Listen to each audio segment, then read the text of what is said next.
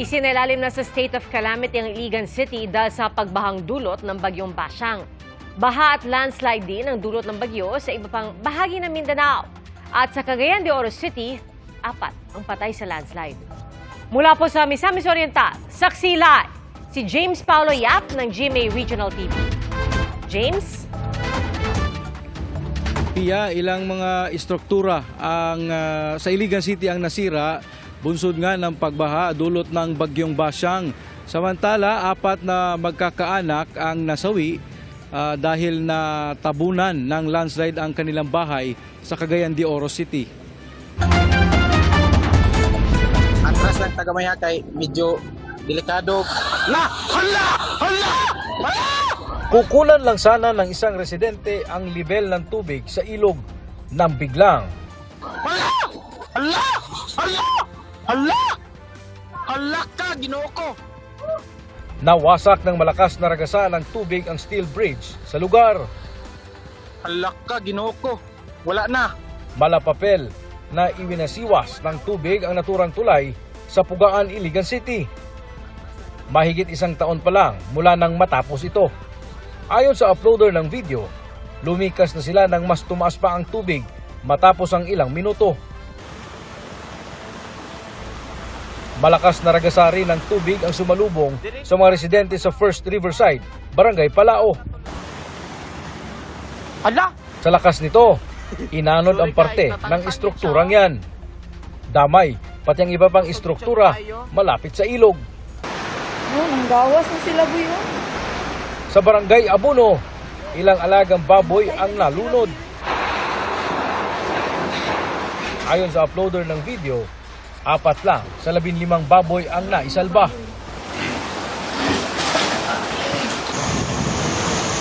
Tila humahampas na alo naman ang baha sa Barangay Mahayahay. Sa lakas nito, tinangay na ng tubig ang mga sasakyan sa kalsada. Sa parehong barangay, hindi lang mga basura. Ito mo ng sakyanan, oh! Sakyanan! Isang pulang pick-up din ang namataang inaanod ng baha. Wala ang sakyanan, guys! Di namin diya kaagi! Sa kaparehong barangay, 4 na senior citizen ang namataang sinuong ang lagpas dibdib na baha para lumikas. Ayon sa uploader ng video, nanginginig sa lamig at hirap ng lumusong sa tubig ang matatanda. Kinalaunay, sinalubong sila at tinulungan ng mga rescuer.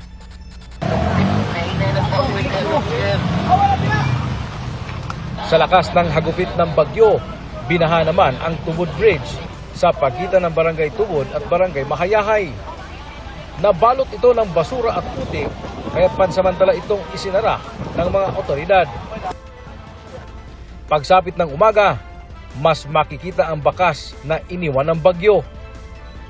Nagsagawa ng clearing operation ang DPWH Iligan City District Engineering Office at DPWH Regional Office 10. Nag-deploy na rin daw sila ng maintenance crew at equipment para masigurado ang kaligtasan ng mga residente.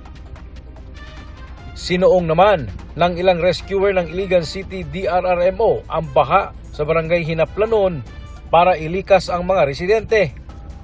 Isinailalim na sa state of calamity ang Iligan City. Sa Camiguin, mistulang ilog ang runway ng Camiguin Airport matapos ang pag-apaw ng sapa. Dahil dito, pansamantalang ipinasara ng Civil Aviation Authority of the Philippines o CAAP ang runway. 2 flight ang kinansela, kaya mahigit 60 pasahero ang apektado.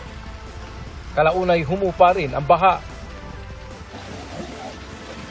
Sa Zone 1, Sambulawan, Barangay Agusan, Cagayan de Oro City, kalunos-lunos ang sinapit ng isang mag-anak. Natabunan sila ng lupa sa kasagsagan ng pananalasa ng bagyong Basyang kagabi. Binalot ng foil at isa-isang binuhat ang 4 na bangkay na napag-alamang mag-asawang edad 47 at 35. Gayon din ang kanilang mga pamangkin na 11 buwang gulang na sanggol at batang edad 12. Grabe gid kasakit sa kuwa gid sir ay. Hamot lang yun, wag gid kabutangan sa kasakit sir. Pag ato na ako silang kwarto, paglantaw na ako, wala na sila, tabunan na sila giyutaw niya. Ang akong isa ka mangod, tiil na rin gagawa, sigsipa-sipa. Wala siya, oh. Akong kuhan dahil maayo, ako dahil gikalot og maayo. May dalawa ring naitalang sugatan. Kinaumagahan, makikita ang pinsalang iniwan ng landslide. Nabalot ng makapal na putik ang kwarto kung saan natabunan ang mga nasawi. Tumambad din ang sira-sira mga gamit. Gayon din ang isang pink gown na isusuot sana ng pinakabatang biktima para sa kanyang unang kaarawan. Pero sa burol at libing na lang niya ito masusuot. Ayon sa CDRRMD, pinag-aaralan nila kung ligtas pa bang tirhan ang lugar. Dahil sa walang tigil na pag-ulan sa lugar, tumaas ang level ng tubig sa Cagayan de Oro River kaninang umaga.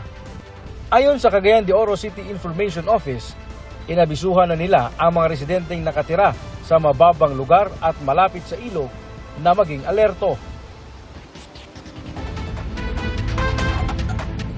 Pia, ayon sa Iligan CSWD, 3 ang nasawi sa malawakang pagbaha sa lungsod. Samantala, sa pinakahuling tala ng Iligan CDRRMO, nasa 3,800 na pamilya ang apektado ng pagbaha. Samantala, sa Cagayan de Oro City, mahigit 2,000 individual naman ang inilikas dahil na rin sa pagbaha na epekto ng bagyong Basyang. Nagpapatuloy ang assessment ng mga LGU sa pinsalang dulot ng bagyo. Live mula rito sa Misamis Oriental para sa GMA Integrated News, ako si James Paulo Yap, ang inyong saksi. Mga kapuso, maging una sa saksi. Mag-subscribe sa GMA Integrated News sa YouTube para sa iba't ibang balita.